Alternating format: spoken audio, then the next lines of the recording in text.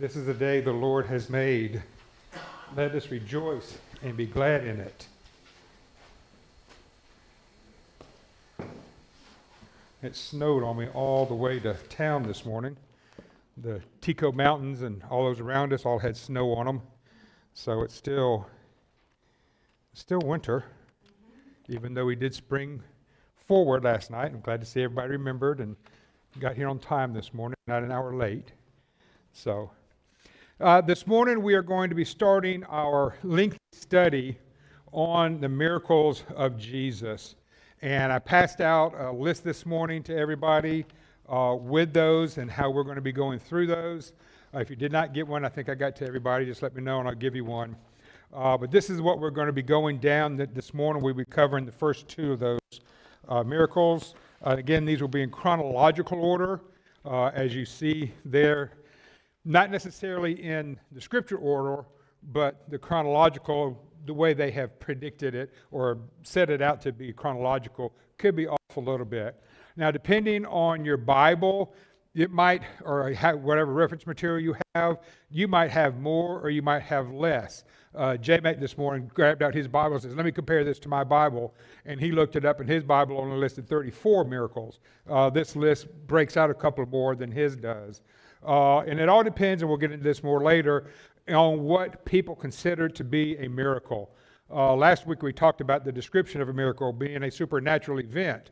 And so some people break it out more and they consider other things like what we'll look at later as far as the mental miracles, to where Jesus read the minds of the Pharisees and things. And some people classify that as a miracle, and we'll put it in this list. We're not going to break into those because that was not what I consider to be a miracle, a supernatural miracle, changing the events of things, like somebody being blind and all that. He was just reading the minds to get a point across, okay? So we won't be covering those. But again, this is your list to have and to get a study ahead of time as to what we'll be looking at. Now, the miracles of Jesus, and again, depending on what you look at, are broken down into 7 types of miracles. One I looked at yesterday only listed 4 types of miracles. So again, it all depends on how you look at them. One way is Jesus feeding thousands of people, and we'll look at the 2 events dealing with that. Casting out evil spirits. You might want to classify that in with the second one or the third one, saying where it's healing, because Jesus is actually healing that person by casting out a demon. So again, depends on how you look at it and how you want to categorize it, to whether or not casting out demons is separate. The third one is where he healed the blind, the deaf, the sick, injured and infirmed, to where he's healing a physical illness of a person. The fourth one we're going to look at today, and it's only one time, where he turned the water to wine. The fifth type of miracles is where he controlled water or other elements of nature, where he calmed the seas, or maybe actually walking on the water. You might consider that as controlling it, because he was able to walk on it. And then the sixth one is caught a surprisingly large amount of fish, and he did that twice. And then, of course, where he's raising the dead like Lazarus. And this one says including himself. And that was a miracle, but not a miracle that he performed because he was dead. But it was a miracle that did involve Jesus. We're going to start off this morning in John. And we're going to start off in John 1. And I want to point out a couple of items in the event that's leading up to the first miracle, which is the wedding. John the Baptist talks about Jesus who is coming and refers to Jesus as the Word and how the Word became flesh. And that, of course, in the first part of John 1. The Jews sent some priests and some Levites to question John to find out if he was the Christ. And Jesus shows up the next days and he starts gathering his disciples. A couple of Wednesday nights ago, in dealing with prayer, we were looking at the example in the Old Testament dealing with giving us this day our daily bread. And Glenn brought up the story of where Jesus was providing for the children of Israel, and he was giving them manna every day in the morning, and it's a white substance. And Glenn asked the question, well, what does manna mean? Well, what is it? And that's the meaning of manna, is what is it? Because when the Israelites got up and they went outside of their tents in the morning, and it was this white substance, they said, what is it? Well, it was manna. Well, that's the description of what manna is. What is it? And so now he's gotten into this joke of, what is manna? What is it? So, but anyway, we see here that same kind of question is, what does the Messiah mean? Messiah means the Christ. So when we say Jesus the Christ, we're saying Jesus the Messiah, because Messiah means the Christ. So let's start off here in verse 40 of chapter 1 of John. One of the two who had heard John speak and followed him was Andrew, Simon Peter's brother.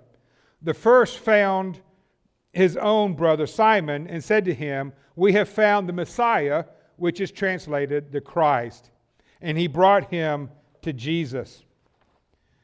Verse 45, or dropping down to verse 45. Philip found Nathanael and said to him, "We have found him of whom Moses in the law and also the prophets wrote, Jesus of Nazareth, the son of Joseph." Now Jesus was born in Bethlehem, but he was raised and spent most of his life in Nazareth, which is a town in Galilee. And he was therefore called Jesus of Nazareth. Now those who became his disciples were also known as Nazarenes, because a lot of them lived there as well. Verse 46, and Nathanael said to him, "Can anything good come out of Nazareth?" And this is Nathanael asking, can anything good come out of Nazareth? Philip said to him, "Come and see." Now Jesus saw Nathanael coming toward him and said to him, "Behold, an Israelite indeed, in whom is no deceit." And Nathanael said to Jesus, "How do you know me?" And Jesus answered and said to him, "Before Philip called you, when you were under the fig tree, I saw you." Now this could also fall into the category of a mental miracle, because Jesus knew that Nathanael was a trustworthy man, a man with no deceit, before Jesus even met him. Verse 49, Nathanael answered and said to Jesus, "Rabbi, you are the Son of God. You are the King of Israel." Nathanael hasn't met Jesus before now. He just answered the question, if anything good could come out of Nazareth. But now he is acknowledging that Jesus is the Son of God, the King of Israel. How long did it take some of these same men, his apostles, to be able to answer that question correctly? It wasn't until Jesus had risen from the dead that the light bulb came on and they realized that he was the Son of God. But here's Nathanael, who has just met him, and he realizes who he is, that he is the Son of God, the King of Israel, who has risen from the dead. Going on in verse 50. Jesus answered and said to him, "Because I said to you, I saw you under the fig tree, do you believe? You will see greater things than these." Those greater things being miracles. And he said to him, "Most assuredly I say to you, hereafter you shall see heaven open and the angels of God ascending and descending upon the Son of Man." Now I want to do real quickly just a map here to show you what is going on and where they're at. They will be in Cana here in the next verse. Jesus is from Nazareth, and so they have traveled north up to Cana. Okay. John chapter 2, verse 1 through 4. And on the third day, now this third day is from the day that he met Nathanael and started gathering his disciples together. Okay, so on the third day there was a wedding in Cana of Galilee, and the mother of Jesus, of course, is Mary, was there. Now both Jesus and his disciples were invited to the wedding. Now the wedding must have been of a friend or family of Jesus and his family, because Mary was invited, Jesus was invited, and his disciples were invited. Okay, so they have traveled up from Nazareth probably for this wedding. So we're guessing that it was of a family member. Verse 3, and when they ran out of wine, the mother of Jesus said to him, they have no wine. Now I understand that a wedding feast or celebration back then was nothing like a wedding reception of today. Okay? A wedding feast back then could last 7 to 14 days. But again, Mary must be a part of the wedding feast because she has come to Jesus and told him that they have run out of wine. Okay? Now, we don't know, again, the extent of it because John does not tell us. But she has come to Jesus for whatever reason, has said that there is no wine. Now, running out of wine was not something that you would want to happen. This would bring reproach upon the newlywed couple and upon their families. Again, being 7 to 14 days, they had to have a lot of wine gathered together for that. Now, why did Mary come to Jesus and tell him that they had no more wine? Maybe she knew that he had miraculous powers. When you get into the commentaries, again, they disagree with a lot of things. Some say that she did know about them. Some say that she didn't know. Maybe the reason she came to Jesus to tell him that they were out of wine was just a courtesy thing. You know, hey, Jesus, did you hear? They're out of wine. Not knowing or realizing that he has miraculous powers. A lot of people say that he has not used them up until this point. So she knows that he's special because of the angel that came to her, but maybe she does not realize the powers that he has. For whatever reason, she has come to her son and has announced to him that they have no more wine. And then verse 4, Jesus said to her, woman, what does your concern have to do with me? My hour has not yet come. Now you see here that Jesus points out that Mary might be a part of the planning or running of the celebration. Okay? Because she said, what does your concern have to do with me? In other words, if she's a part of the wedding planning, the wedding feast, you know, she's come to him to tell him that there is no more wine. And again, what is that concern of me? And again, that again points out that she could be a part of the wedding feast. But Mary is concerned about what kind of reproach running out of wine would bring to her. If she oversaw how much wine there was for the whole event, or it could again bring reproach against the family because they had not planned enough for the event. Now the term that Jesus has used to his mother, calling her woman, is not a disrespectful term, as it would be today if you said that to your wife or to your mother. Woman. Okay? Back then, that was a common word that they used.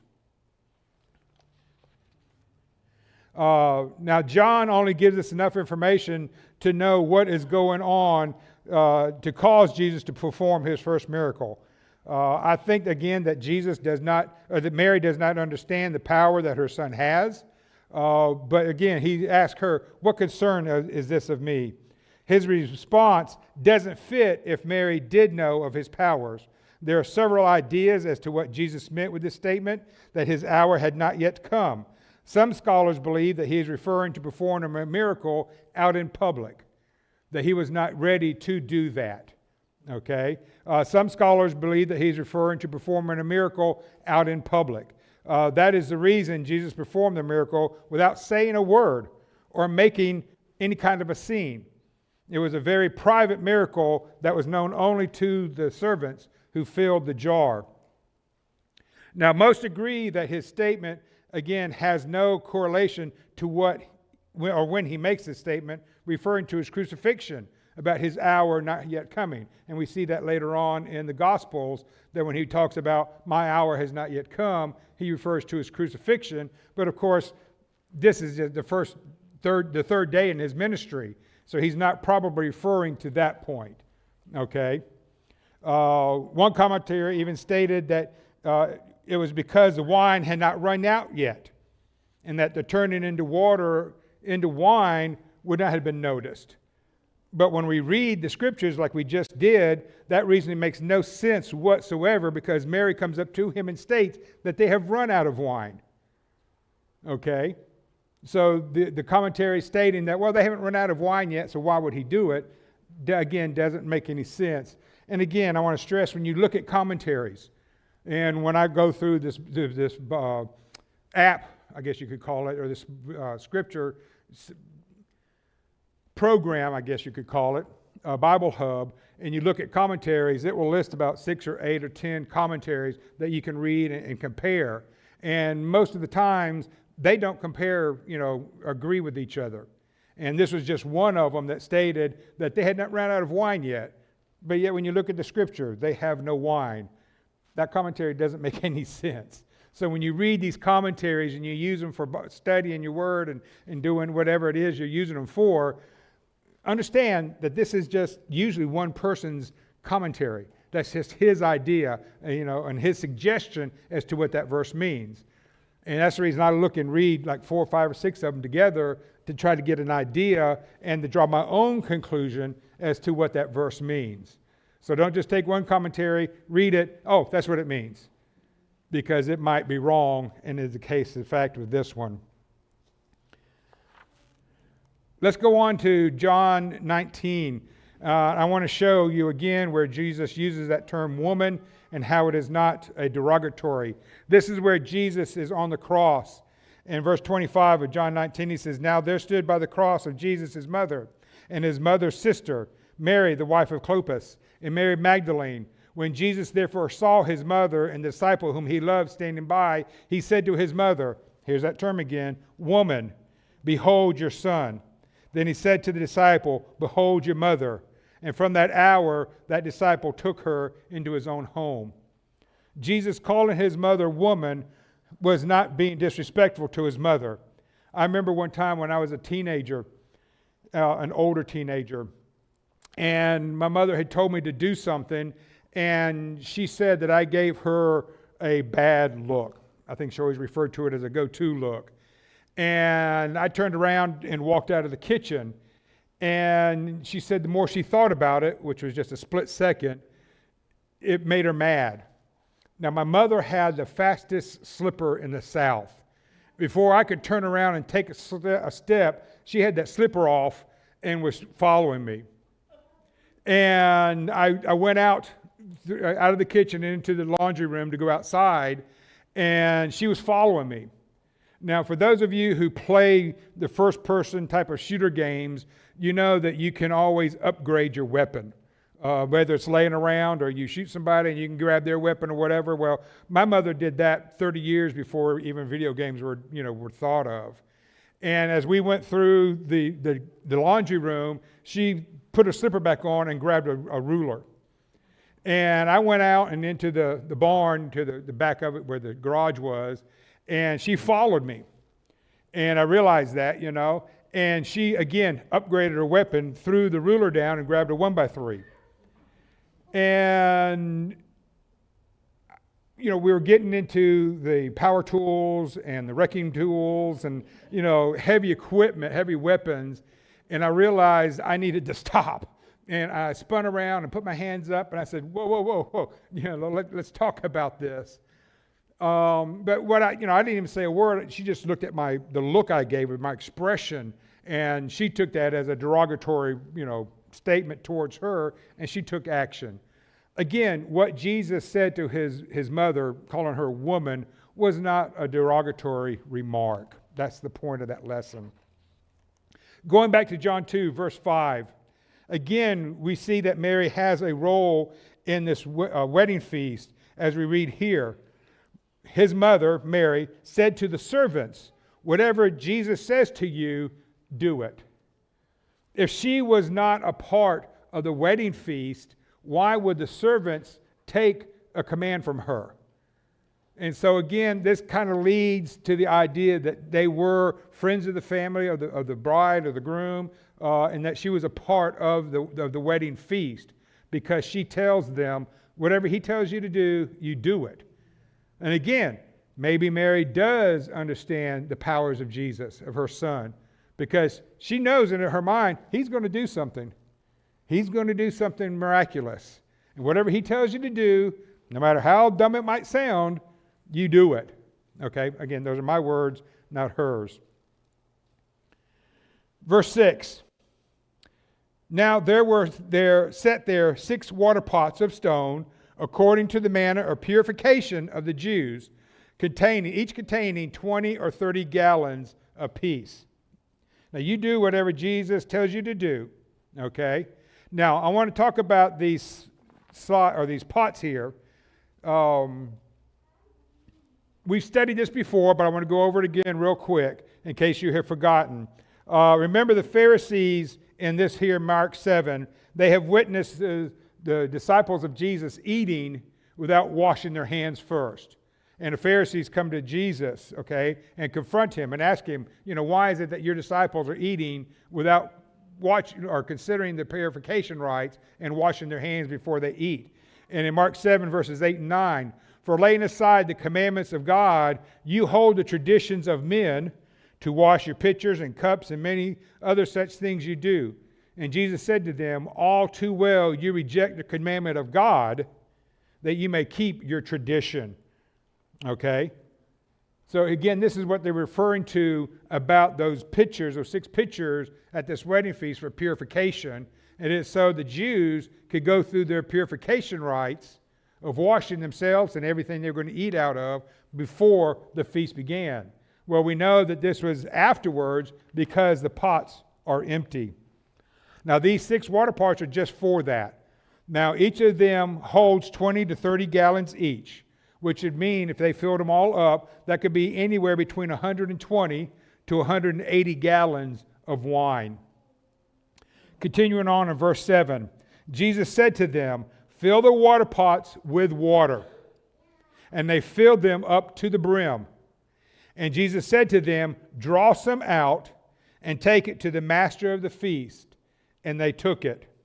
Notice that Jesus doesn't say any words over the water pots. Jesus doesn't touch the pots or the water. At least not than anything that John records. The servants fill the pots, draw a ladle or get a cup out of the liquid, and they take it to the master of the feast for him to taste. Verse 9, when the master of the feast had tasted the water that was made wine and did not know where it came from, but the servants who had drawn the water, they knew. The master of the feast called the bridegroom, and he said to him, every man at the beginning sets out the good wine, and when the guests have well drunk, okay, again, 14-day feast, they've had a lot of good to drink, then the inferior. So they bring out the good wine first while everybody's sober, and they taste the good wine, and then as their taste buds kind of decrease, then they bring out the inferior wine. But you have kept the good wine until now. Now Mary might have known what her son had done. Again, the scriptures do not say. The servants obviously knew because they had just filled those 6 water pots with water and immediately took some of it out and took it to the master of the ceremonies, and he drank it, and it's the best wine. Probably not just the best wine of the day, but the best wine ever. Okay? Now, one thing I was reading in a book, and I'll go share with you in a minute, to be the best wine, it had to be aged. New wine is bitter, and that's the reason it's aged. Okay, because it gets better with age. It gets better and better. Okay, and this wine was better than the first wine that they had served, which was probably aged for that purpose. So Jesus, some people, they question, and again, when you get to the commentaries, they say that it wasn't wine, that it was just grape juice. No, scriptures say it was wine. Okay, and it wasn't just a quick wine like you would do. It's been fermented. It's been aged. It's better than the wine that they had served before. Okay? So Jesus had saved, they had saved, according to what the master was saying, the best to last instead of serving it first. Excuse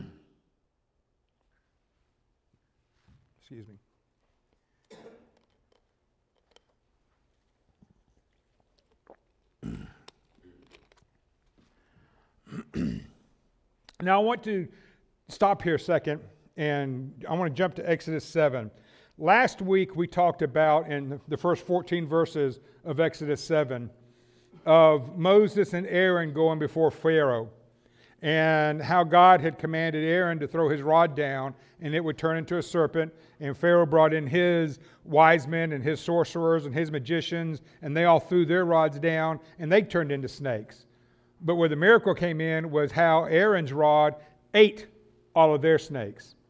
Okay? And if we drop down in verses 15 to 25, we get into where the plagues start. Again, God has hardened Pharaoh's heart. And God tells Moses, let me ask you the question first. The first plague was the water turning to blood. Was that Moses or was that Aaron?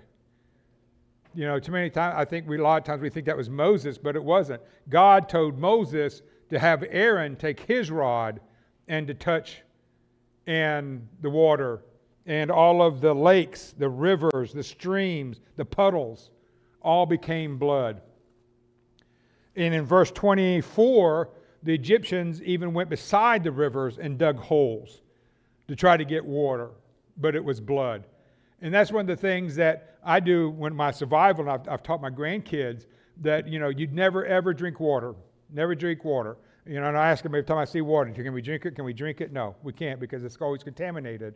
But one time I took my grandsons and my granddaughter down in Texas to a river and we dug beside it. You know, you get 3, 4, 5 feet from the river and you can dig, and that sand will purify it enough to where you can drink it. Well, that's what the Egyptians were doing here in verse 24, was that they were digging beside the rivers trying to get some purified water. But it wasn't there. It was all blood.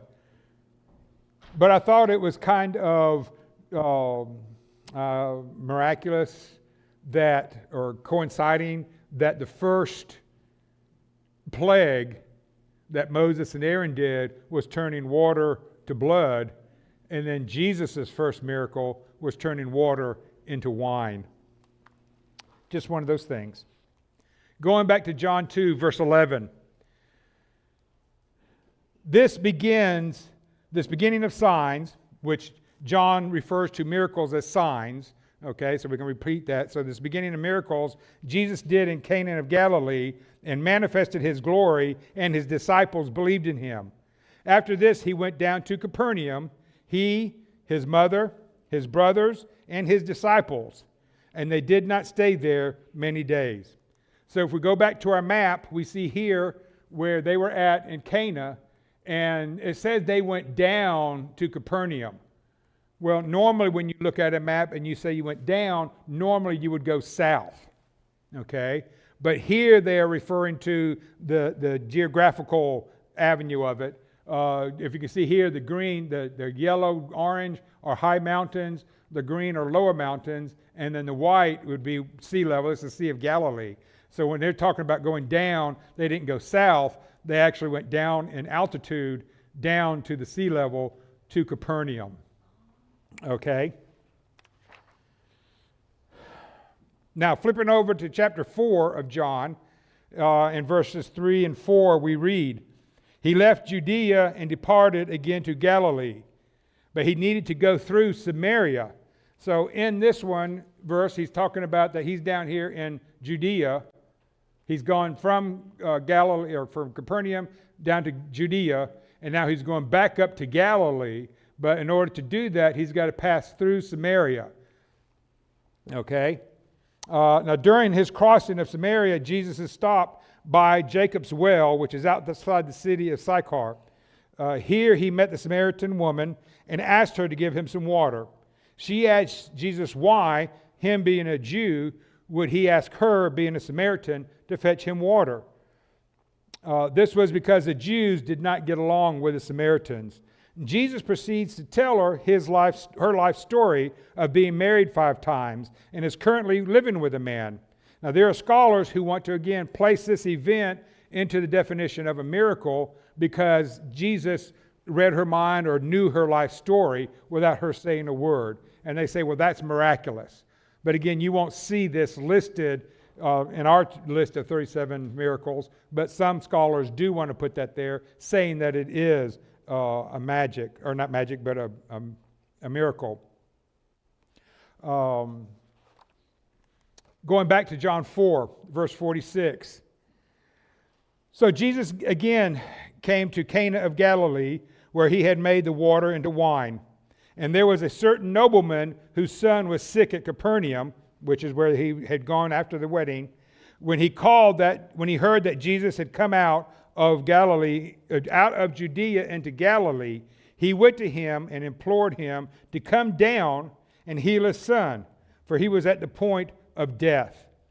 Again, Jesus had traveled back to Cana, where he had performed his first miracle. Word of this first miracle had traveled around, and this nobleman had heard the news of Jesus and his power, and he wants Jesus to go with him back to his home to heal his son, who is at the point of death.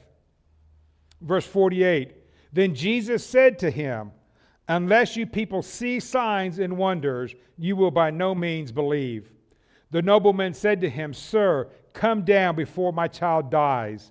Jesus said to him, go your way, your son lives. So the man believed the word that Jesus spoke to him, and he went his way. And as he was now going down, his servants met him and told him, saying, your son lives. Jesus knows that people are not going to believe him unless they see signs and wonders. The nobleman pleads for Jesus to come down to his house and heal his son before he dies. And Jesus told the nobleman to go home, that his son lives. The nobleman believes Jesus, and he goes home. His servants meet him on the road and tell him that his son lives. In verse 52, then he inquired of them the hour when his son got better. And they said to him, yesterday, at the 7th hour, the fever left him. So the father knew that that was the same hour in which Jesus said to him, your son lives. And he himself believed, and his whole household. This again is the second sign or miracle that Jesus did when he had come out of Judea into Galilee. Again, the nobleman asked his servants, at what time did his son get better? They told him that his fever broke on the 7th hour. You know, the man had to have had a large smile on his face when he heard that, because he knew that was the same time frame that he had asked Jesus, and Jesus had told him that his son was healed. That was enough for the nobleman and his whole family to believe in Jesus. John tells us that this was the second miracle that Jesus performed in Cana, or when he had come out of Judea to Galilee. Now, how similar are these two miracles? First, Jesus didn't say anything, or wave his hands, or touch anybody or anything to make these two miraculous events happen. They just happened. Jesus told the nobleman that his son lives, but I'm sure that he was healed before he said his son was healed. And he didn't say anything to the water. He just had him fill them up and take water out of it. John doesn't say that Jesus said anything, or touched the water, or waved his hands over them, or anything. But how many believed in Jesus because of his miracles? There were many, including his disciples. Verse 52, Jesus starts off his ministry with two small, quiet, and secluded miracles. Jesus didn't come out with highly visible miracles that drew lots of attentions to him, or with a lot of fanfare. Jesus wanted to slip into his ministry unnoticed, unannounced, without any fanfare or drawing attention to himself. In fact, we will read where he will tell people that he is healed to keep quiet. Don't say anything. But of course, it's kind of hard to do that, isn't it? And people would go on and announce what he had done. Jesus is trying to stay quiet and stay out of the radar of the religious leaders. And we saw that in the first chapter of John, where they were harassing John the Baptist, coming and asking him if he was the Christ, if he was the Messiah, because they were looking for him. And so Jesus was trying to avoid that negative contact and come in quietly by doing the miracles quietly. I want to read a passage that I found this morning in a book that was given to me about miracles. Is there not a suggestive connection between the first two miracles in Cana? The first was associated with a marriage, the second with an anxious home, the first with the joy of a wedding, the second with the sorrow of a family. At the first miracle, Christ added gladness to the feast. At the second, he banished sadness from the hearts of many. Returning to the place where he first manifested his glory, he knit himself in closer union with the disciples he had made there. So there's a connection between these first two miracles, again, and how Jesus performed them, why he performed them, and how he performed them. As we go through these miracles, I want, again, to look at the story around the miracle and why Jesus performed the miracle that he did and why he performed it at that time. And so again, we'll look at the stories surrounding each one. This week we've looked at the first two. Next week we'll look at 3, 4, and 5, where Jesus drives out an evil spirit, Jesus heals Peter's mother-in-law, and Jesus heals many sick. Okay? Those will be found in Matthew, Mark, and Luke. And those scriptures are listed in your sheet that I gave you. So please read up on those, and if you want to, read up on the rest of them that we'll be covering in this study of the miracles of Jesus. Hopefully, I've pointed out something in these two stories or two miracles that you haven't seen before. Maybe look at them in a different way. That's what I try to do with all of these stories, is to, one, refresh your memory on them and ask you questions that maybe we think it's one way when it's actually another. But to refresh our memory on these miracles of Jesus, and again, why he performed them when he did. If there's any way that we could help you this morning, you need prayers of the congregation, let us know. Let us help you as your family. Maybe you haven't put Christ on in baptism yet, and that's something that you know that you need to do. Let us help you with that sin problem. Let us help you this morning as together we stand and sing.